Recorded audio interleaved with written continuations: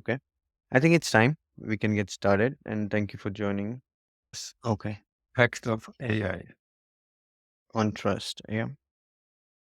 So I'm unable to see you folks while I'm sharing the screen. So please feel free to intervene whenever you would like to. While other people join, I think we should get started. You know about me. I'm Manish Andankar. I'm the founder and CEO of Wardley IT services company that is focused on outcomes. And you can reach out to me on Twitter and we can have a chat. It's interesting to know your background. Maybe we can chat more. And before we begin, I just want to understand, and I took it from Ben's, but how about your awareness of the mapping, Philip, Sham? So elementary, Bef- no more than five. Okay, okay, good to know. Good to know. And we'll go deep dive into mapping. But before we go there, I want to tell you a story, a short story that happened earlier last week. I was part of a hackathon where I have earned $1,500 in just 2 hours, by submitting the prototype. And the funny thing is, I did not focus much on technology. It was an AI hackathon, and 80% of time I focused on mapping the need. I figured out with the team what were the users we are building for, what are their needs, and what are the components that are needed to fulfill those needs. And just by understanding that space, I could finish the prototype in 2 hours. And when I submitted this prototype along with the map to the founder who put up the bounty for this project, he was so impressed by it because this is what they teach them at MIT Salon. And I was surprised to know that mapping is taught in management theory. So I think good things happen or magic happens when we don't have to think that everyone should know mapping. There are a lot of people who say everyone should learn mapping. Probably not. The right people, the decision makers who are driving business, if they learn mapping, I think magic would happen. What do you think? It's a great skill to have because maps help always help clarify the terrain that you're on and all that stuff, all the good stuff that Simon talks about.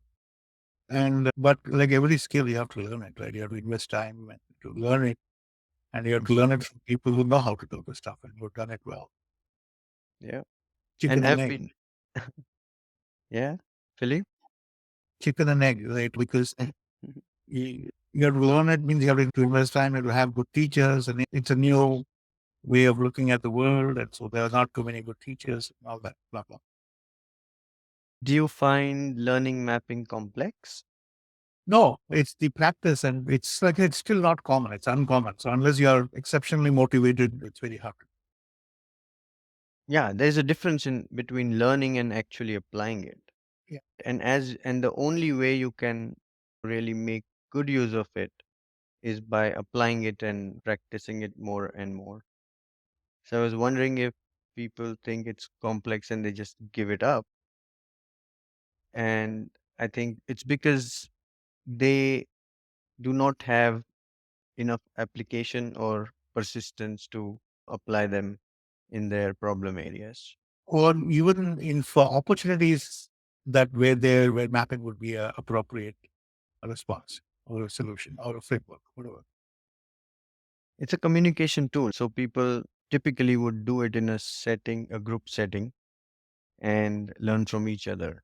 For people who think that it's complex, I think a metaphor framework would help them understand it better or at least digest it better. So Oh, I'm going to sure. tell you another story. Yeah, before you go there, right? Would it be okay for you to let us know how did you get familiar with the map and how did you start using it? Just because I don't Yeah, find to yeah. people who are familiar with the mapping process. That cute. Okay. I started mapping around 8 plus, if you will. I don't know.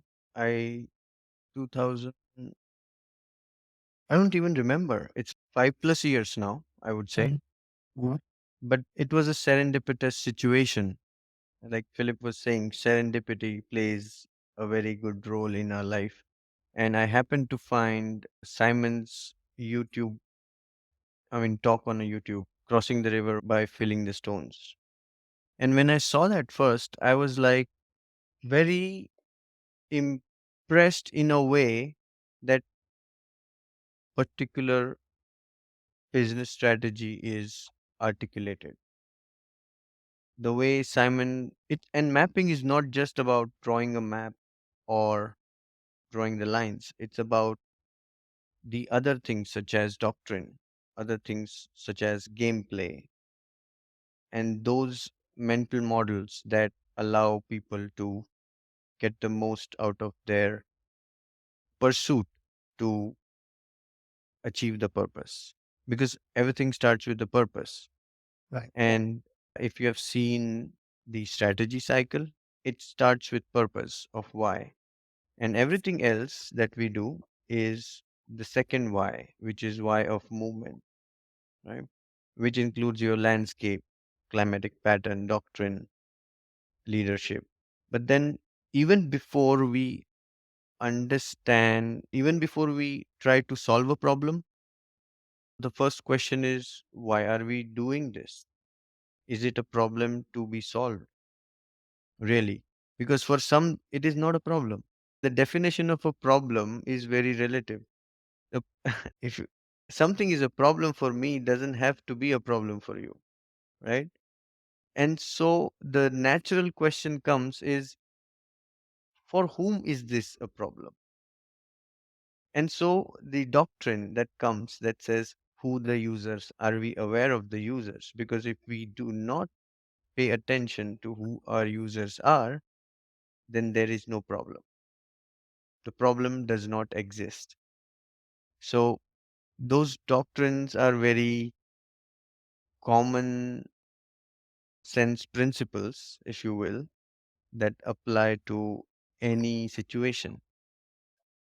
And seldom in my career of 13, 14 years, I have seen people completely discounting all these basic principles.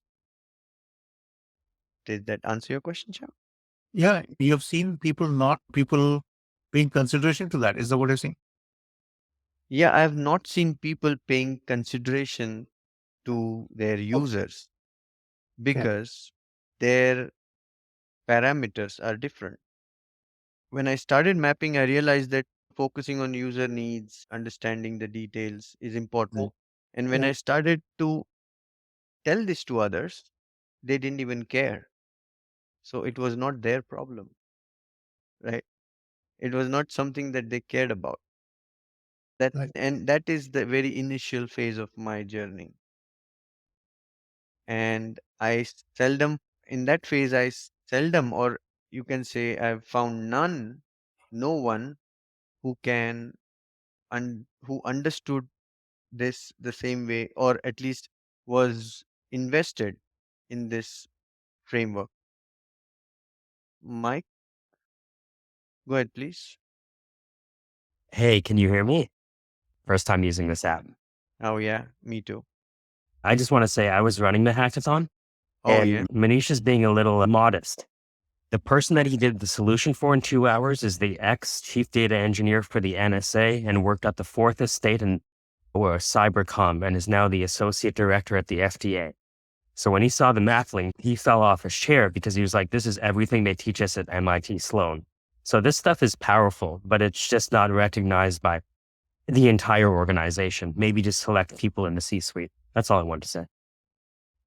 Mike, talking about C suite, I've even tried to map the landscape or systems or subsystems and going back to the directors and say, hey, this is where we should focus on. And they say, no, that's not where we focus on because their interests are different. Yeah. You know the concept of searching under the street light, right? Yeah. Would you like to elaborate?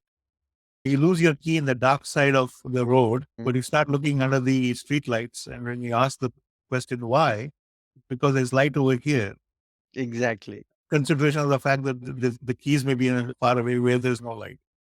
Yeah. Those are called OKRs. Interesting. Yeah. Yeah. Yeah. So I think when I moved on, as I learned more, because I didn't understand mapping right away, I was just fascinated. I was just telling people, like, hey, this is diamond, but people didn't care about it. Okay. What I realized is I should, apply it, understand it first, because there were so many other aspects of mapping that I did not understand initially. And uh, till very later stages or middle or little bit after 3 years, if you will, that I started realizing mapping is just not putting things on piece of paper. And for me, if it could be so complex, I think for others it may be. And I understand the resistance behind people shying away from it. But then for those people, I would like to compare this with life of the butterfly, where things start with egg stage. Butterfly eggs, something that is very novel and new. Everything starts with something that the world has not seen, even the GPS, if you will, AI, if you will. And things are flaky, there are no constraints, it's chaos. But that's where research happens. People understand more about it and take more action to learn more about it. And so I think agile and other that you do, right? You do agile coaching, Sham. Yeah, I do. That's where things fit well. As the egg hatches and the but caterpillar comes out, this is where people start building prototypes. They get some sense out of the concept or the idea that they had in their mind, and they do experimentation, iterations, adaptation, and shape up their idea into materialistic form. As things evolve, caterpillar turns out into a pupa or a cocoon where things solidify. It's like a product stage where people talk about features like this pupa is good, big, and this color, that color, and they try to sell their products based on features, advantages, and benefits. And so between two products, there is not much of a differentiation, but of those features, advantage, benefits at a given cost. And here, more of a lean reduction of waste is where to focus on. Working on flow, we talk about flow. This is where it should happen. But unfortunately, in large organizations, everyone want to do agile, right?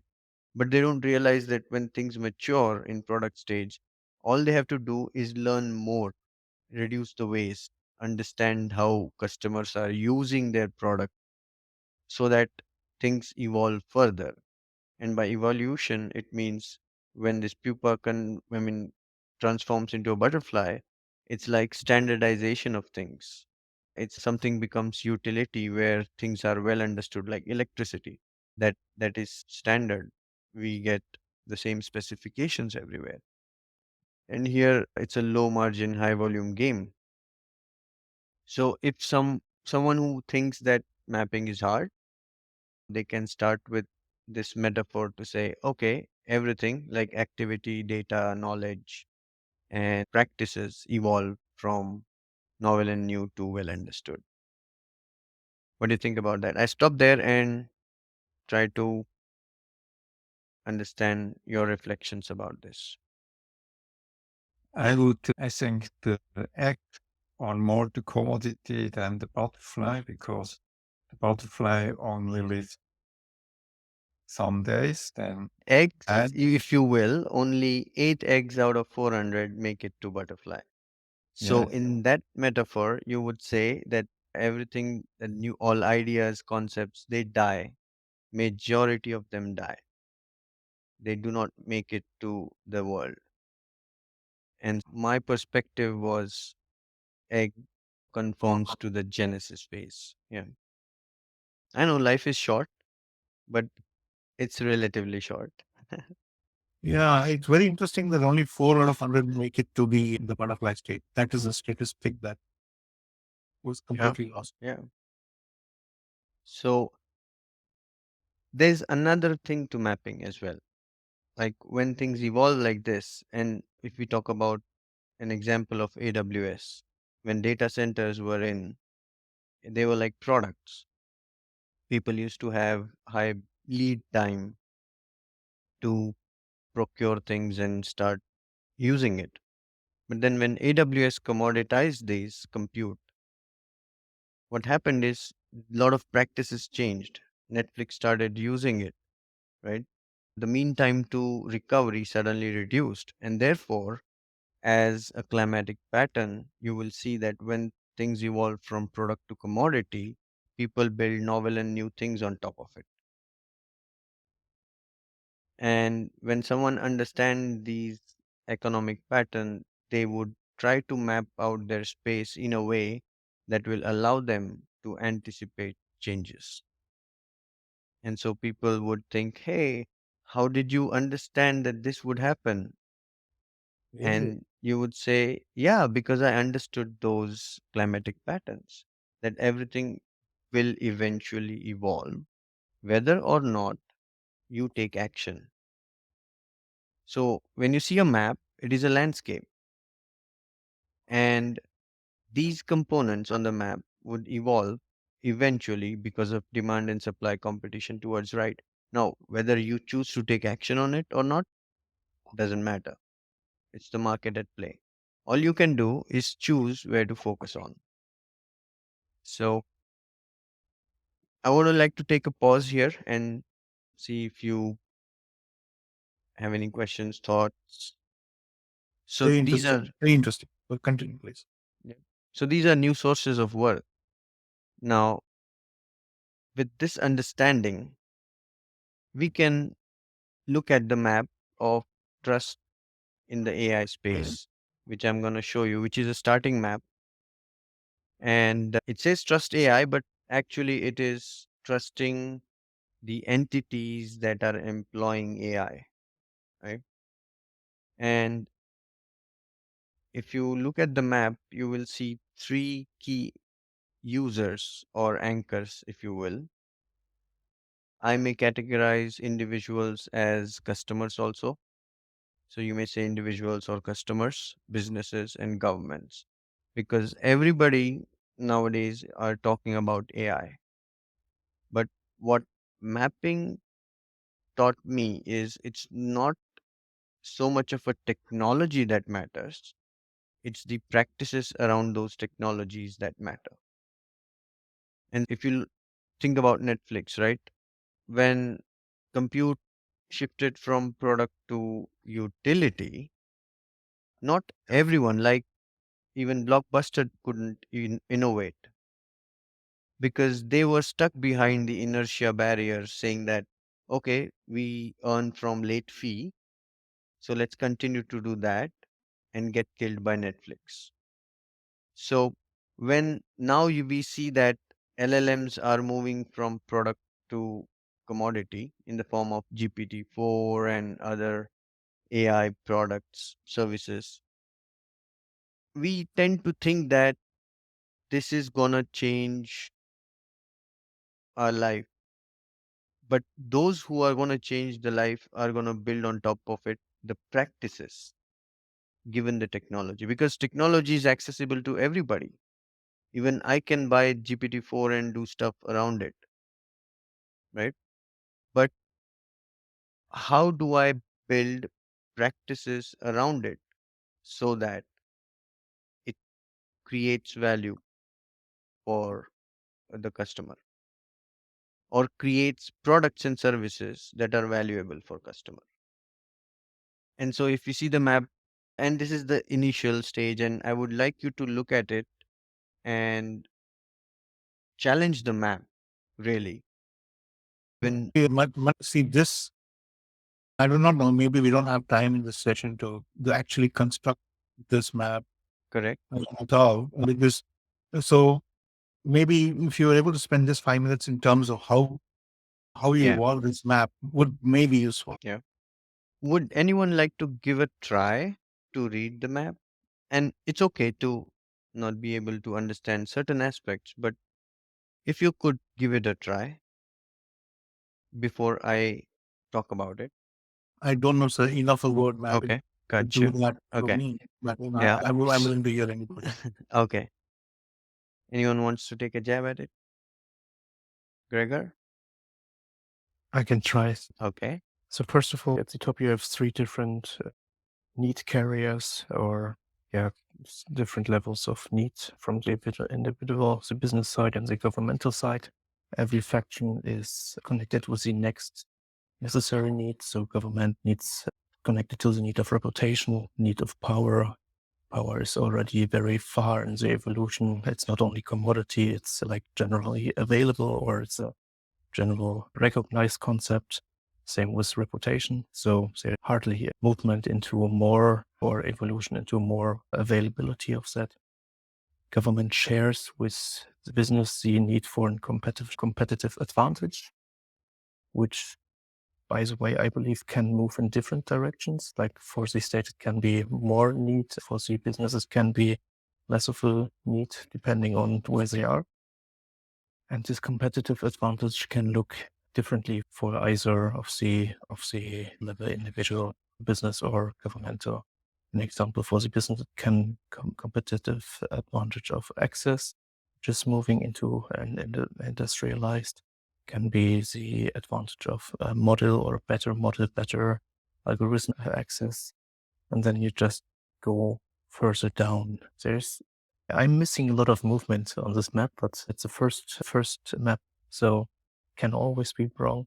An example, I would say that the algorithm, when everything is moving on the evolution into commodity, that we also will see more development of algorithm and models into commodities. So you can buy, you can even get for free new models, new algorithms, which then can be tested with others. I believe the reveal of Facebook's public LMN models were a big punch in that direction to make that. So yeah, maybe I asked Shima, what is it you need to understand to better work with this map? What is it you would need to feel like you can trust this map most enough that we can actually talk about specifics? This question is for me? No, for the person asking about the map. Sham. Sham. Okay. So what was the question, Gregor? Please repeat, please. What part of the map would you need to understand to trust the map enough that we can talk about parts of it? Look, I do not have sufficient experience with mapping to make sense of what is being mapped and how to interpret this. It's like I'm trying to read Japanese. Like I do not know Japanese, so it's gobbledygook for me. So that's my. Okay. So the main part you need to know, the further it is at the top, the closer it is to the person who has actually the need, and the more it is viewable for the public. And every dot below is connected by this needs set. Okay. So an example, the government needs a reputation. And this reputation has a connection to algorithm, to the model. This algorithm to the model has a connection to the data. So without data, there's no model. Without algorithm model, there's most likely no effect on reputation. So everything is connected by need. This needs that, or this requires that. The placement on the map is mostly by where we see or where the mapper sees this part. An example, is it more commodity like power? It's widely available. It's a well understood context or concept.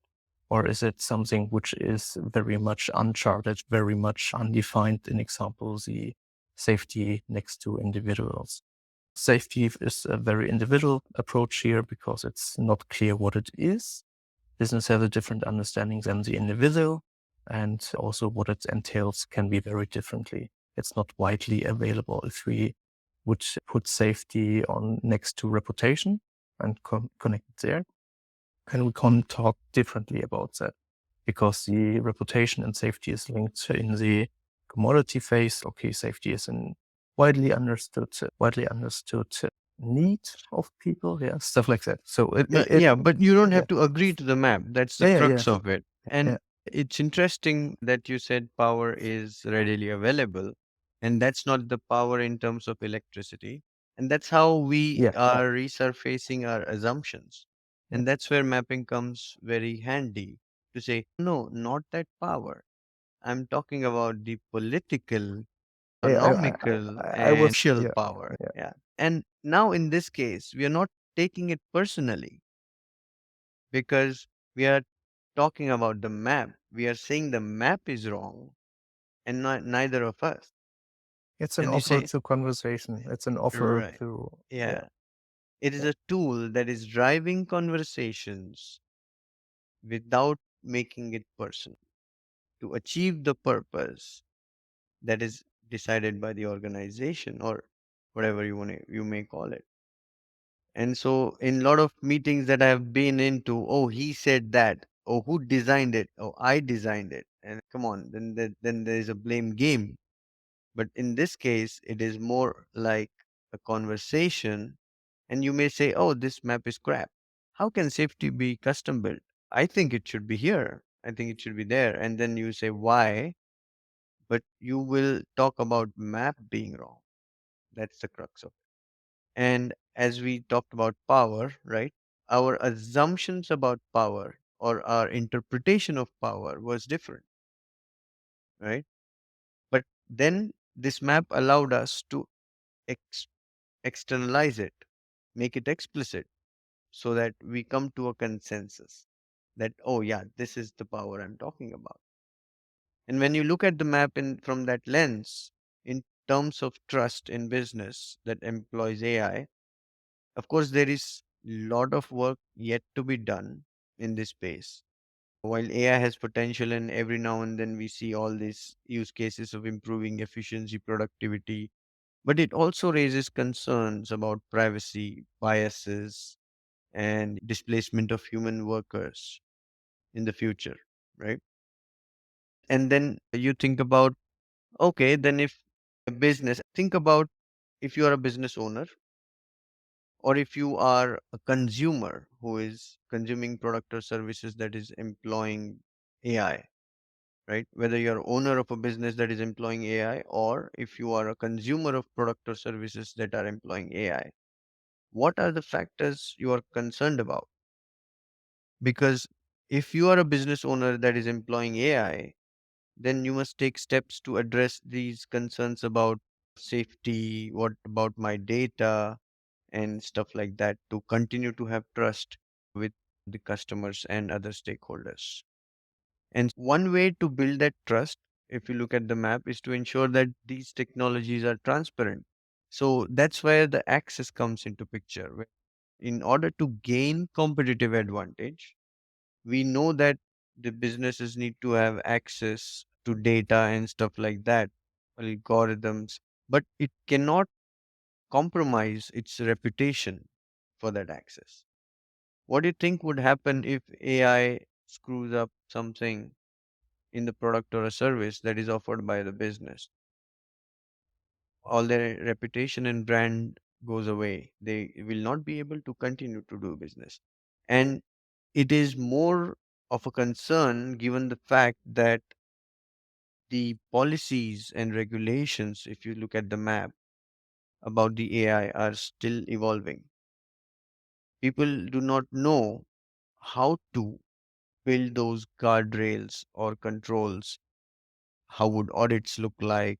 Because one of the OpenAI initial stages, it had this data open.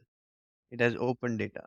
But then it said it was a grave mistake that they had made this data open. And so how would the transparency come into picture? Saying that what was the source of your data? Of course, AI is giving good output, a useful output. It is telling us, yeah, I want to run a business. What should I do? And it gives all the answers you need. But what is the source of data? As a consumer, you might feel good about it that, okay, I got what I wanted. But whose data is used? At what expense? If you are on that side of the table, whose data is being used, even if it is public or whatever, or even licensed data that in the name of training people are using or may use, what are the guardrails around it? How do you know that?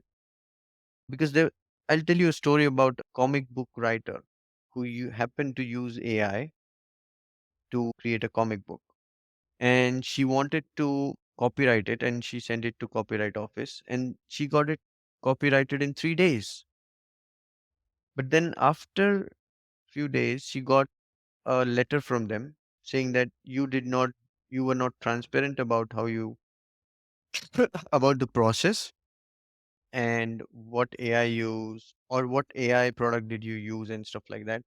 And so at the end she had to fight her case with a lawyer, and at the end what she got is, okay, you can copyright the storyline, but not the images generated by the AI, right? Because the source of the data that the AI is using is not yours. It's not novelty in that, so you cannot copyright that. Whereas the mere fact that it prompted the machine to generate certain images was discounted. So, what do you think about this in terms of policy, regulations, enforcement? And because OpenAI CEO just tells Congress that legislation should be in place, audits should be in place, but What then are they who going to would do legislate? it? No, who's going to write Exactly. those Who's policies? go- who's going to write it? Tell me. It's Yeah. the business lobby. No, What do you think? unless there are some advocates who would understand the dangers of this. In that process, Europe may be a more balanced approach as opposed to the American legislature for what it is worth. Because we saw how they enforce USB-C, and we made sure that Apple will adopt it before in their next version and not have accessories be a separate line of profit line, also all those kind of crazy stuff. Correct. In that case, the problem statement was clear. It was not like the AI, which is very complex, Very ambitious. very ambiguous, no attribution that can be clearly made on the data and source that the policymakers could frame the controls around or guardrails around. So it's a very tricky situation at this point where, of course, consumers are liking the products, they are using the products, but then how would the factor of trust come into picture when it comes to consumer businesses themselves and governments? Because governments would also like to have control on this changing landscape as quickly as possible. But then they don't know how to make those policies, regulate them. What is the quality standards? What are the biases they can care about or put stop on? What kind of outputs they would think that should be even considered as safe? Right. Can you put a child in front of AI without supervision? And not even child, let's say a teenager or maybe 18, 19. What are the implications of that? We don't Right. know.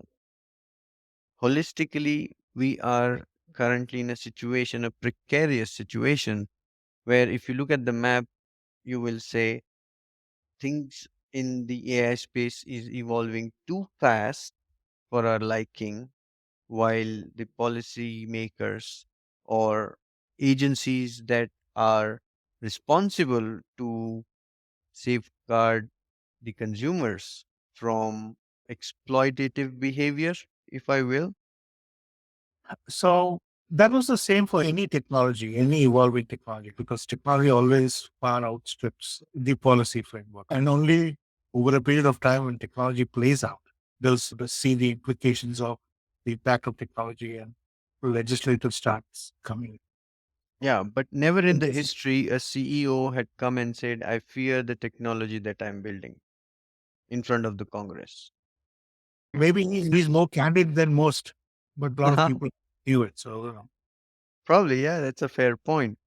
I think so too, but I would like to think that AI had created a gap that we would like to fill as soon as possible in terms of having those guardrails around. And therefore, there was a deliberate attempt. I don't know the timeline for this, but I Mhm. think it's time for governments to really act fast in this area.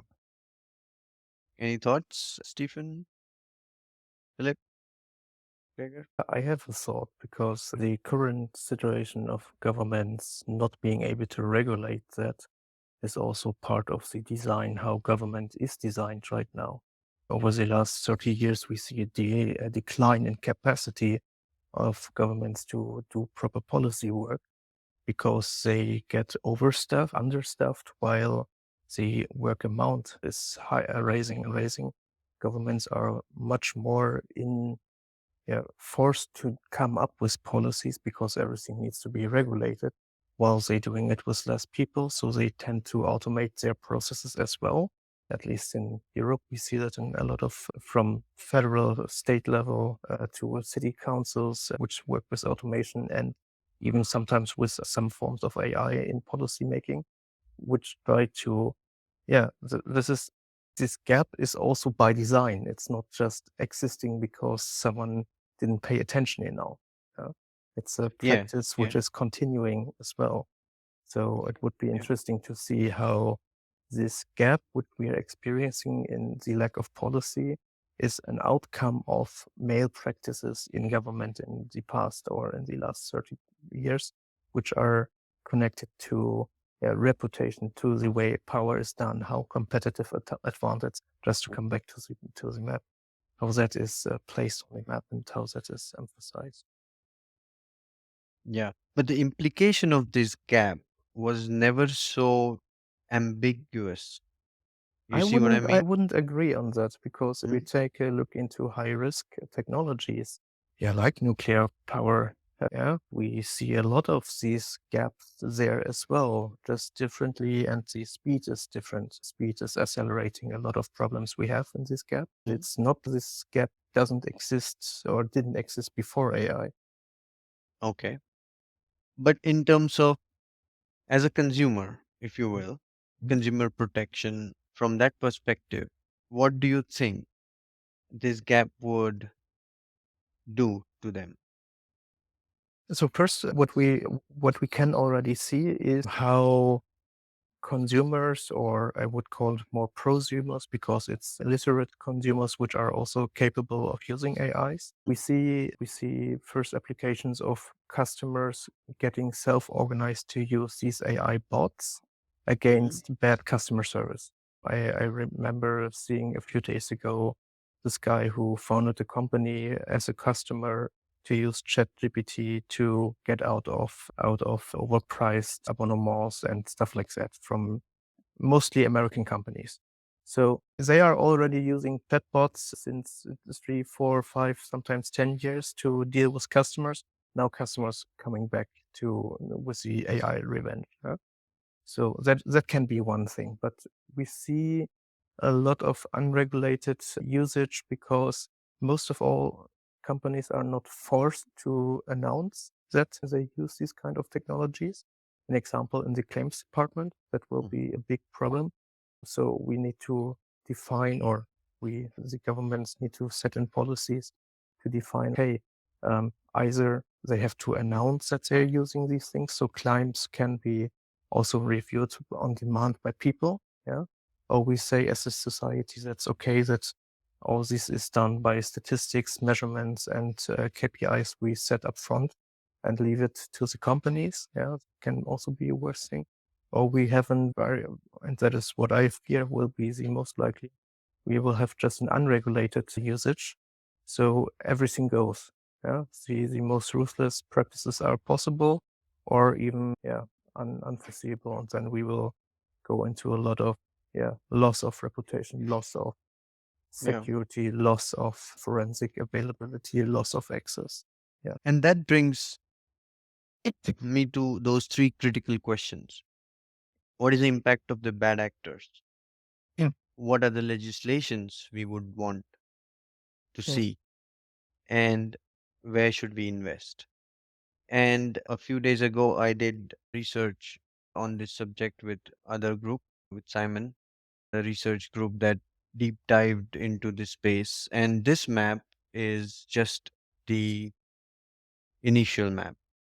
I would like to show you the final map that we came came to, and no map is perfect. It is So just our interpretation of reality. And from this map, we then figured out what are the areas to focus on. And as I mentioned earlier, there would be certain companies that, and even you mentioned, Gregor, is there would be some companies that would use the lack of regulations to exploit, right, in order to gain the competitive advantage. And there would be other companies that would look for exclusivity in order to gain competitive advantage. So there would be these two set of businesses, if you there could will. be a third one who Yeah, go provide ahead. trust services. Yeah, but there is no such capability at this point. And we can look at the map and say, okay, where would that emerge from? Am I Okay. missing a link? And who is going to provide it? There could be certain businesses, as you said, who would provide those capabilities that can drive trust, that can enhance trust. And then they can sell this as a capability to a lot of businesses who Yeah. want As to a employ service. AI. As Yes, a service that's a good provide part. That's a good part, Shyam. And that's where we talk about where should we invest, given the legislations. And from government's perspective, we see that there is a need for a legal framework that moves at the pace of technology and creates those necessary control systems and benchmarks as fast as possible. Now, there could be a public private partnership that is most beneficial, but that's the consensus that the two entities have to come to recognize the need that they need to really continue to focus on data privacy and really understand the algorithms that are being employed, because the challenge is, are there how can these algorithms be explainable? And that can be only through transparency. While some AI companies are willing to be transparent, others will not be. And so can policymakers make them be transparent about their data and algorithm? Not I, so much I, of data, but the source of the data, that from where have you got this answer? Go ahead. I believe if policy takes the forensic part very serious, Hmm. like making it a requirement to do forensics for either specific organizations, like we have these auditing bodies for other norms. An example, DIN is one norm, ISO norms, standardizations. If we Hmm. organize like forensics in these kind of bodies, how complicated and stupid that as an idea might be, there's Hmm. always the application problem. Then this could be lead to more trust, if it's done well and executed, and it does not have to be done by the state itself. It can be outsourced to certifying bodies. Yeah, Yeah, but it's that's a good point, Gregor. And if you will see, I mean, we all know that AI hallucinates, right? And that's why I said, can you put your kid in front of the AI alone, unsupervised? No, because there is a need for evaluation of the output, right? And to say that, yes, this is, or probably this is acceptable, and this there's is a need. already bringing problems. Yesterday there was an article in, I believe, in New York Times about a school teacher or Mhm. university teacher who let his whole course fail because he asked ChatGPT if his students cheated, and it hallucinated that everyone cheated. And then they had to go through loops of proving that they actually worked on the assigned papers, so they will not fail. And this is not like an illiterate person. It's not a child, it's someone who is actually running university courses, but he didn't know the application of ChatGPT and what it is actually capable of. So you have these narrations of everything is possible right now. Yeah, if you think about it, not true, but someone who is stressed out under a lot of stress can maybe fall for this kind of trap. So it's not even children or elder people or illiterate people. It's like everyone who doesn't know what is actually capable of. Yeah. And even have a way to say that can I rely on this output? I know that these capabilities would evolve, but in my personal opinion, until this point, as long as unless or until we have these legal frameworks, solid, robust control systems and benchmarks in place, and all the rest of the things, it's important to have human in the loop, or at least on the loop, to supervise and oversee the systems that are employing AI. And I think, in my opinion, the strategy for businesses that are employing AI at this point cannot discount human beings being part of the system. And those who are hallucinating to believe that they don't need people, let's fire 5,000 people because our AI is going to do it. No, please don't do that. You will kill your Yeah. business. See, listen, Yeah. if you remember, I don't know, I do remember my father used to work in a bank back in India. The computerization was resisted.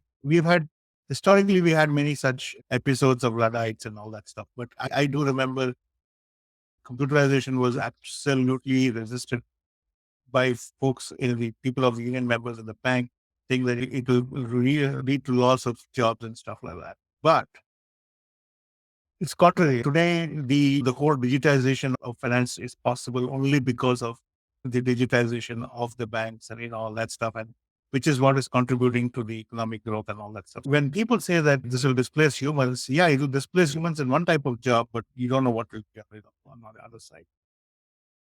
Correct. At this point, I tend to think that it is going to replace tasks. Of course, you can offload certain tasks that to the AI, but it only gives you time to be more creative, be more Exactly. human, to create more. But if a company has a stance that, yeah, let's have a AI chatbot that completely replaces a human touch. Today, I was facing trouble with my system, one of the service that I have, and I wanted to talk to a human being. I didn't want a chatbot. But maybe that's our generation. I don't know about the future ones. What do you think? Our kids would not want to talk to people? No, not the question of they will not want to. The point is you cannot, because Mm. if it was a normal problem, it's a regular problem, it's a problem that is in the obvious domain, Exactly. then it is fine. But for most parts, things are never like that. If it's in the obvious domain, it would be fine. But if it's complicated, I don't mind getting it resolved by a chatbot. But most problems are not like that, right? So Yeah. you need to reach out to humans. Somebody was telling American Express tried that. So Mhm. it tried time the call support to saying that, hey, you have to finish a call within 6 minutes and all that. As a consequence, the customer rating went down so poorly. Today, if you chat to a Bank of America customer service, a customer support person, that person will take all the time in the world to make Mhm. sure that all your issues are resolved. As a result, your necessity to go back to them is totally obviated. Yeah. Live and learn. I think John Seddon came up with the Viewers at 8.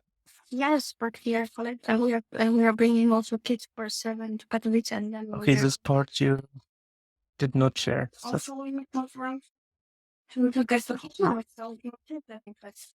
okay. I will call with Lola in a moment. Yeah, please call for a longer one, right? Okay. I think we talked about mapping. We talked about trust in AI. We talked about the current situation.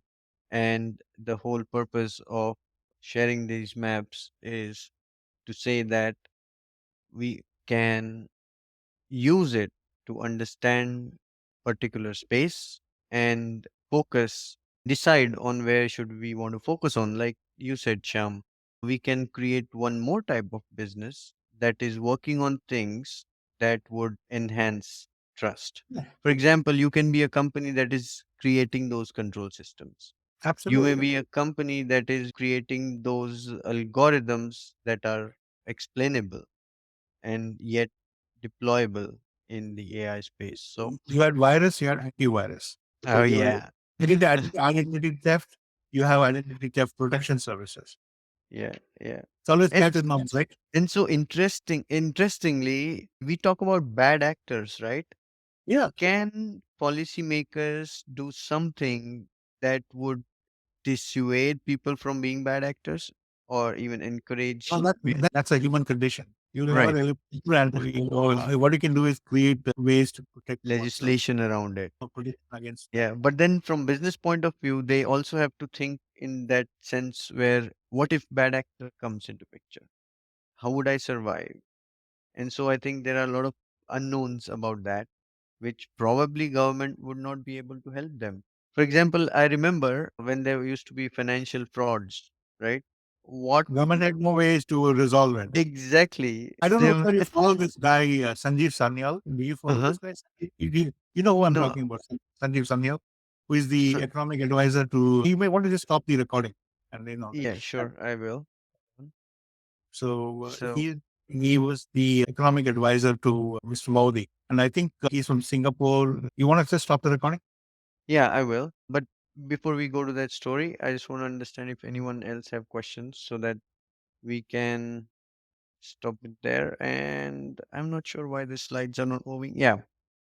So let me conclude here. And I would like to thank everyone for joining in. Just you can connect me on Twitter or visit wadam.com to look at the blogs and my thoughts on mapping and IT space. So thank you so much.